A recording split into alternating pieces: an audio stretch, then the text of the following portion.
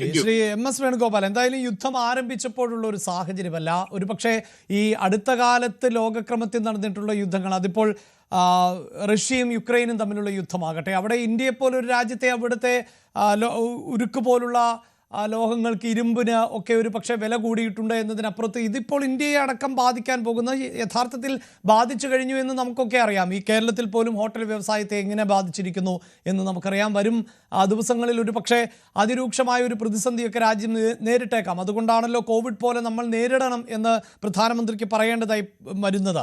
ഇവിടെ ഇതൊരു കരയുദ്ധത്തിലേക്ക് കടന്നാൽ സാഹചര്യം അത്ര എളുപ്പമൊന്നും ആകില്ല. കാരണം ഭൂമിശാസ്ത്രപരമായൊരു പ്രത്യേകതയുണ്ട്. ഏതാണ്ട് 16 ലക്ഷം കിലോമീറ്റർ ചതുരശ്ര വിസ്തീർണം ഉള്ളൊരു ഭൂപ്രദേശമാണ് ഇറാൻ.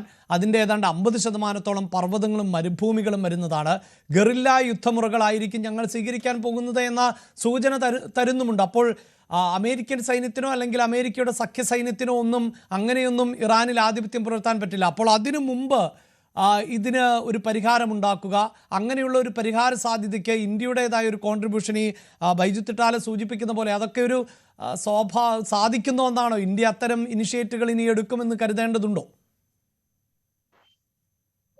ഇതിൽ ഒരു കാര്യം മനസ്സിലാക്കേണ്ടത്, ഇന്ത്യ അവിടുന്ന് എണ്ണ വാങ്ങിക്കാൻ മാത്രമല്ല നയതന്ത്ര ബന്ധം നടത്തുന്നത് എന്ന് ലോകത്ത് മറ്റെല്ലാ രാഷ്ട്രങ്ങൾക്കും അറിയാം. ഇന്ത്യയുടെ ഒരു കൈ അവിടെ ഉണ്ട്. ഇന്ത്യയെ ഇറാൻ പൂർണ്ണമായി വിശ്വസിക്കുന്നുണ്ട്. പാകിസ്ഥാനൊന്നും ഇതിനകത്ത് ഒന്നും ചെയ്യാനില്ല. പാകിസ്ഥാൻ വന്നെന്ന് പറഞ്ഞിട്ട് ഇറാന്റെ ഒരു ഡിസ്കഷൻ ടേബിളിൽ പോലും ഇരിക്കാനുള്ള അവകാശം കിട്ടാത്ത വിധത്തിലാണ് അവരുടെ ഇന്നത്തെ നിലപാടുകൾ. കാരണം അവർ സൗദിയുമായി ചേർന്ന് നിന്നുകൊണ്ട് പരസ്പരം സംരക്ഷിച്ചു കൊള്ളാമെന്നുള്ള കരാർ ഉണ്ടാക്കിയപ്പോൾ മുതൽ തന്നെ പാകിസ്ഥാനെ ഇറാൻ അവരുടെ കണ്ണിലെ കരടായിട്ടാണ് കണ്ടിരിക്കുന്നത്. പിന്നെ ഇന്ത്യയുമായിട്ടുള്ള ബന്ധം ഞാൻ പറഞ്ഞത് നമുക്കൊരു എണ്ണ വാങ്ങിക്കാനുള്ള ഒരു ബന്ധമല്ല. അങ്ങനെയാണെങ്കിൽ ഇറാനോട്ട് സമ്മതിക്കാനും പോടില്ല.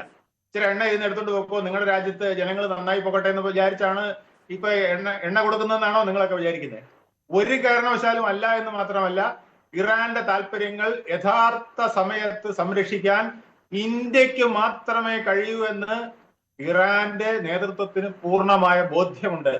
കാരണം നമുക്ക് മാത്രമേ ഇസ്രയേലുമായിട്ടോ US-ഉമായിട്ടോ നല്ല വിധത്തിൽ ഒരു ചർച്ച ആ ഒരു കാര്യം തന്നെയാണ് ബൈജു തിട്ടാല കൂടെ സൂചിപ്പിക്കുന്നത്. പിന്നെ എന്തുകൊണ്ട് ഇങ്ങനെ ഒരു സാഹചര്യത്തിൽ, ഇതിപ്പോൾ യുദ്ധം കൈവിട്ടു പോകുന്ന ഒരു സാഹചര്യമാണല്ലോ സൃഷ്ടിക്കപ്പെടുന്നത്? ഇപ്പൊ കയറി ഇടപെട്ടാനുള്ള പ്രശ്നം അറിയാമോ? ഇപ്പോൾ ഇറാൻ വെക്കാൻ പോകുന്നത്, ഇപ്പോൾ തന്നെ നമ്മൾ ഇടപെടാൻ നമ്മൾക്ക് കഴിയും. പക്ഷേ നമ്മൾ ഇടപെട്ടാൽ ഇറാൻ പറയാൻ പോകുന്നത് എന്താണ്? ഹോർമൂസ് കടലെടുക്ക് ഞങ്ങൾക്ക് മാത്രമായിട്ട് വിട്ടുതരണം, അവിടെ ചുങ്കം പിരിക്കുകയും അവിടെ സൈന്യത്തിന്റെ